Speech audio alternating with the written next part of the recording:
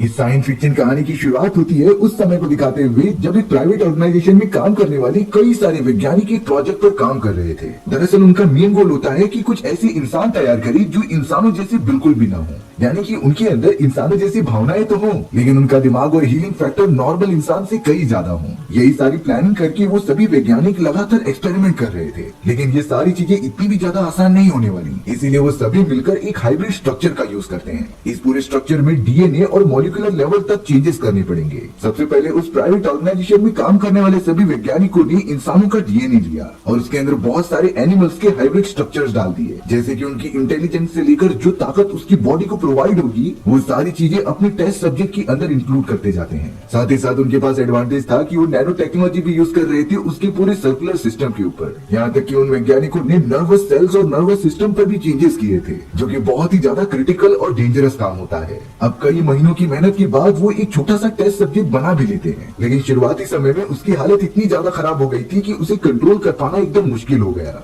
सारे वैज्ञानिक उसे जिंदा रखने की कोशिश तो कर रहे थे, लेकिन उनके मैनिपुलेशन और क्रिएशन में कुछ गड़बड़ी होने के कारण वो पूरी तरीके से डेड हो जाता है। इसी तरीके से कई महीने काम करने के बाद जब वो दूसरा टेस्ट सब्जेक्ट बनाते हैं तो उसकी बॉडी तो एकदम प्रॉपरली हो गई थी, लेकिन उस सब्जेक्ट के सर में कुछ अजीब तरीके की वायरिंग की प्रॉब्लम हो जाती है। इसी वजह से वो टेस्ट सब्जेक्ट भी मारा गया, लेकिन उस प्राइवेट कंपनी के वैज्ञानिकों ने बिल्कुल भी हार नहीं मानी। वो तो अपनी गलतियों से लगातार सीखते गए और इसी तरीके से तीसरे सब्जेक्ट को क्रिएट कर दिया। सबसे शॉकिंग बात तो ये हुई कि ये तीसरा सब्जेक्ट एकदम परफेक्टली बना होता है। इसके अंदर ना तो कोई कमी थी और ना ही कोई डिसेबिलिटीज। ये पूरी तरीके से एक इंसान का बच्चा लग रहा था, लेकिन उन सभी को रियलिटी पता है कि ये इंसान नहीं है, बल्कि ये तो हाइब्रिड बच्चा है जिसके अंदर इंसानों की क्वालिटी के साथ साथ और भी कई सारी पावर्स थी। यानी इसका सिंपल मतलब था कि ये टेस्ट सब्जेक्ट जब बड़ा होगा तो इसके सारे हाव भाव और थिंकिंग एकदम इंसानों जैसे होंगे, क्योंकि इसके अंदर इंसानों का डीएनए इंक्लूड है। लेकिन उसके साथ साथ इस टेस्ट सब्जेक्ट का दिमाग उनसे काफी ज्यादा तेज होगा और उसके अंदर कोई भी बीमारी से लड़ने की एबिलिटीज नॉर्मल ह्यूमन से कई ज्यादा होगी। यहाँ तक कि ये हीलिंग फैक्टर के मामले में वोल्वरिन को भी पीछे कर सकती है। पर फिलहाल के लिए वो सारे वैज्ञानिक जिन्होंने इतने सालों से मेहनत की थी वो काफी खुश हो जाते हैं। उन्होंने तो बड़े प्यार से अपने इस टेस्ट सब्जेक्ट का नाम मॉर्गन रखा था और अब उन सभी का सिर्फ इतना काम होता है कि मॉर्गन को अच्छी तरीके से बड़ा किया जाए, जिससे कि वो इंसानी सभ्यता के लिए काफी बड़े बड़े काम करे और उनकी मदद करे। लेकिन उन सभी को बिल्कुल अंदाजा नहीं था कि आगे चलकर उनकी ये क्रिएशन उन पर भारी पड़ जाएगी। ये तो हमें थोड़ी देर में पता चल ही जाएगा, लेकिन फिलहाल के लिए वो सभी वैज्ञानिक अपनी क्रिएशन से काफी ज्यादा खुश थे। अब धीरे धीरे उन्होंने मॉर्गन को बड़ा करना स्टार्ट कर दिया था। मॉर्गन की ग्रोथ बाकी बच्चों से बहुत ही ज्यादा तेज हो रही होती है और किसी को देखकर ऐसा लगता भी नहीं था कि मॉर्गन एक इंसान नहीं है। वैज्ञानिकों का वो पूरा ग्रुप मॉर्गन से काफी अच्छी तरीके से पेश आता था। वो मॉर्गन को बिल्कुल ऐसा नहीं लगने देते थे कि वो इंसान नहीं है। ऐसा लग रहा था कि मॉर्गन उन्हीं सबकी बेटी है और वो एकदम अच्छे से उनका ख्याल रखते हैं। उन सभी में से डॉक्टर एमी नाम की एक वैज्ञानिक मॉर्गन की काफी क्लोज थी। वो तो हर समय मॉर्गन को काफी अच्छा ट्रीट कराती और उसका ख्याल रखती। अब यहाँ एमी मॉर्गन को हमेशा की तरह फॉरेस्ट में लेकर आ जाती है थोड़ा घुमाने के लिए। मॉर्गन के लिए एक लिमिट सेट की गई थी कि वो इस फॉरेस्ट के इस एरिया के बाहर नहीं जा सकती, क्योंकि उसे नॉर्मल लोगों के बीच में रहने की बिल्कुल आदत नहीं है। अब जैसे ही वो दोनों आगे की तरफ बढ़ते हैं तभी मॉर्गन को एक हिरन दिखाई दिया जो कि बहुत ही घायल होकर नीचे पड़ा हुआ होता है। दरअसल उसके ऊपर किसी शिकारी ने हमला किया था, इसीलिए वो यहाँ पर भाग कर आ गई।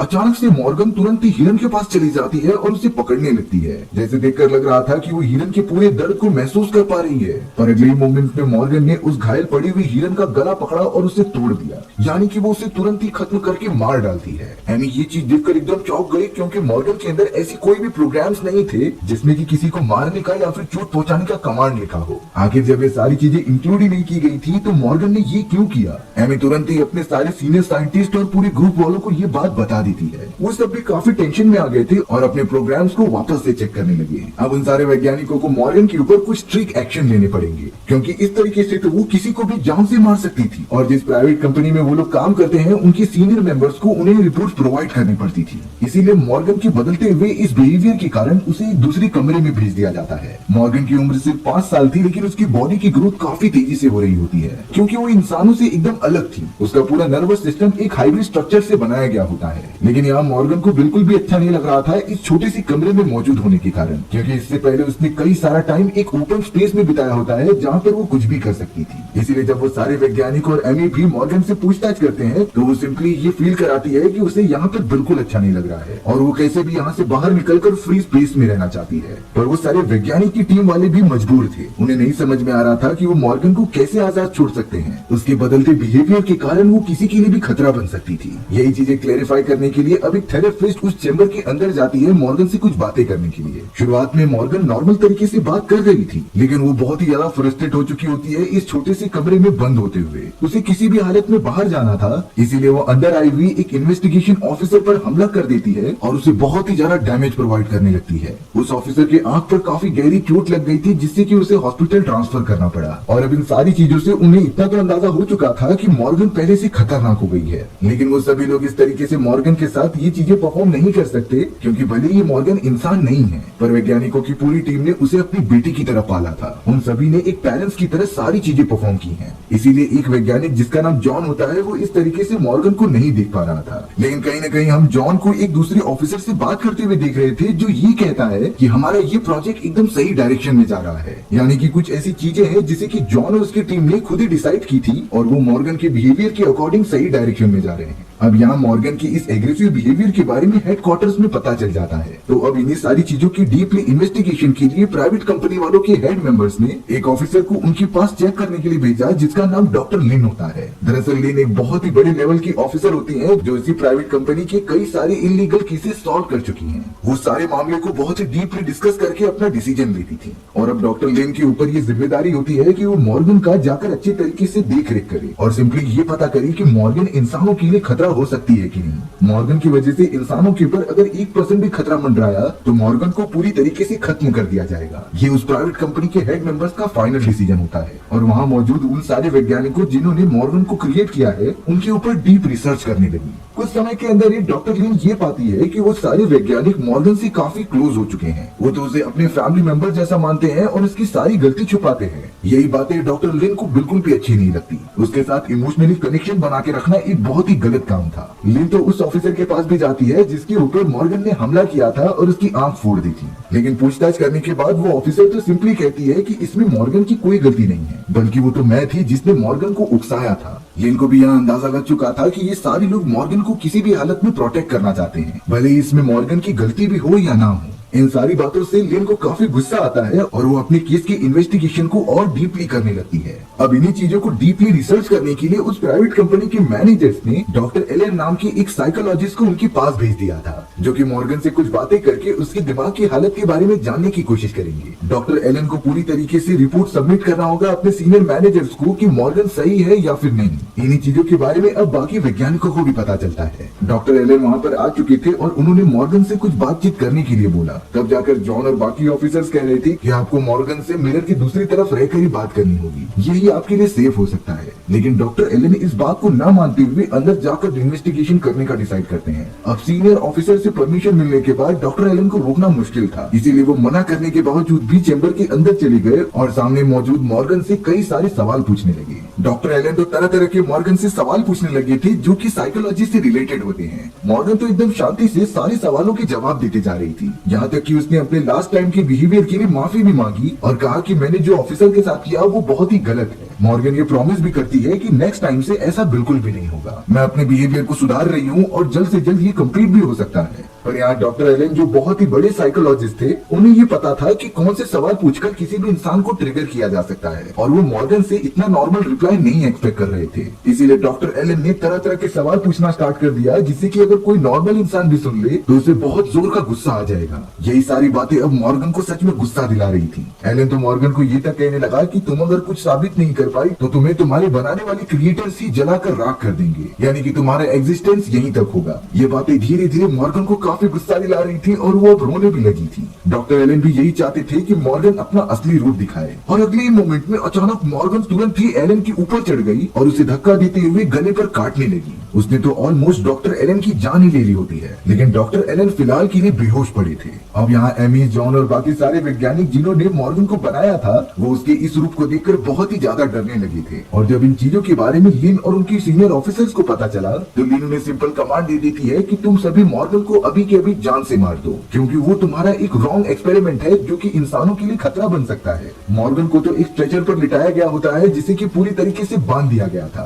और अब वो सारे वैज्ञानिक लीन के कहने पर प्रोसीजर परफॉर्म कर रहे थे मॉर्गन को खत्म करने का। हालांकि उनमें से किसी भी वैज्ञानिक का ये मन बिल्कुल भी नहीं था, क्योंकि मॉर्गन उनकी बेटी जैसी होती है, पर जिस प्राइवेट कंपनी के लिए वो काम करते थे उनसे ये कमांड उन्हें मिला होता है। तभी अचानक डॉक्टर डेरेन नाम का एक वैज्ञानिक इसके अपोज में खड़ा हो जाता है। वो लीन को साफ साफ कहने लगा था कि मैं तुम्हें मॉर्गन को खत्म करने नहीं दूंगा, वो मेरी बेटी की तरह है और मैं उसे प्रोटेक्ट करता रहूंगा। इन्हीं सारी चीजों के ऊपर डॉक्टर डेरेन और लीन की एक दूसरे से बहस चालू हो जाती है। वो दोनों तो एक दूसरे को मारने भी लगे थे, लेकिन इस पूरी फाइट में सभी वैज्ञानिक एकजुट हो जाते हैं और लीन को पकड़कर उसी चैम्बर के अंदर बंद कर देते हैं जहाँ पर मॉर्गन को रखा गया था। यानी कि वो सभी एक साथ हो चुके हैं और कोई भी मॉर्गन को जान से नहीं मारना चाहता। अब यहाँ एमी और बाकी सारे मेंबर्स ने डिसाइड किया था कि हम यहाँ से कहीं दूर चले जाएंगे और अपने साथ मॉर्गन को भी लेकर जाएंगे, क्योंकि इसकी सुरक्षा की जिम्मेदारी हमारे ऊपर है। हम इससे बड़ा करेंगे और हम इसे अच्छे प्लेस पर रखेंगे। अब मॉर्गन यहाँ पर बहुत जोर से चिल्लाने लगी कि प्लीज मुझे छोड़ दो, मुझे जाने दो, मुझे अपनी जिंदगी जीनी है। मॉर्गन को इस तरीके से तड़पता हुआ देखकर डॉक्टर डेरेन उसे जाकर आजाद कर देते हैं और उसे होश में लाने की कोशिश करते हैं। लेकिन यहाँ मॉर्गन जैसे ही अपनी आंखें खोलती है उसने तो डॉक्टर डेरेन पर ही हमला करना स्टार्ट कर दिया।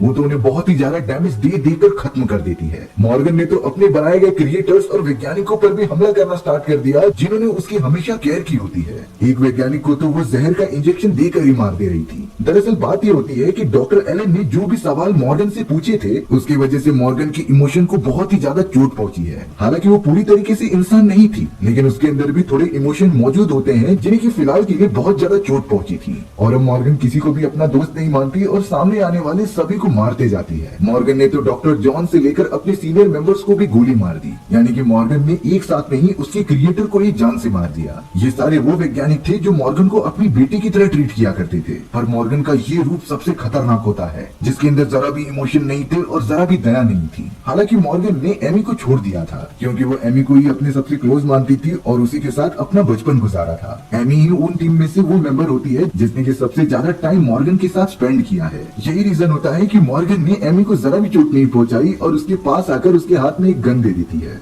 मॉर्गन एमी को बड़े प्यार से टच कर रही थी जैसे कि वो उसे अपनी मदर मानती है। एमी को जब ये पता चला कि उसके सारे साथी मारे जा चुके हैं तो वो एकदम शॉक में थी और उसे समझ में ही नहीं आता कि आखिर वो क्या करे। मॉर्गन तो अब अपनी मदर यानी कि एमी से कहती है कि मुझे पास ही वाले झील के पास जाना है, क्योंकि अब मॉर्गन पूरी तरीके से आजाद है। और एमी ने तो मॉर्गन से वादा किया था कि अगर तुम्हारी लिमिट्स खत्म हो जाएंगी तो मैं तुम्हें उसी झील के पास घुमाने के लिए लेकर जाऊंगी। यही रीजन होता है कि मॉर्गन बार बार कह रही थी कि मुझे आपके साथ झील के किनारे जाना है एंजॉय करने के लिए। एमी तो अपनी कार में बैठकर बहुत ही ज्यादा रो रही होती है कि वो इस सिचुएशन में क्या करे। अगर वो मॉर्गन के कुछ अगेंस्ट करेगी तो मॉर्गन उसे भी मार सकती थी, जो उसने बाकी सारे मेंबर्स के साथ किया। फिलहाल के लिए एमी मॉर्गन के साथ अपनी कार में बैठकर झील की तरफ जाने लगी। वहीं अब हम लेबोरेटरी में देखते हैं जहाँ पर लिन को भी होश आ चुका था। वो किसी भी तरीके से अपने आप को आजाद कर लेती है और अपने एक साथी के साथ निकल पड़ती है मॉर्गन को जान से मारने के लिए, क्योंकि अपने सीनियर ऑफिसर से उसे कमांड मिले थे कि मॉर्गन को जल्द से जल्द खत्म कर दिया जाए, क्योंकि वो एक फील्ड एक्सपेरिमेंट है जो इंसानों के लिए खतरा बन सकता है। उसे जितना समय मिलेगा मॉर्गन की उतनी ग्रोथ होगी और उसकी ताकतें काफी ज्यादा बढ़ सकती थी। इसीलिए लिन के लिए यही बेस्ट समय होता है मॉर्गन को जान से मारने का। वो तुरंत ही अपने उस साथी के साथ फॉरेस्ट के अंदर पहुंच गई होती है और अब लगातार मॉर्गन की लोकेशन ट्रैक करते हुए झील के किनारे पहुंच जाती है। यानी कि कंपनी वालों ने इन सारी चीजों का पहले इंतजाम करके रखा था।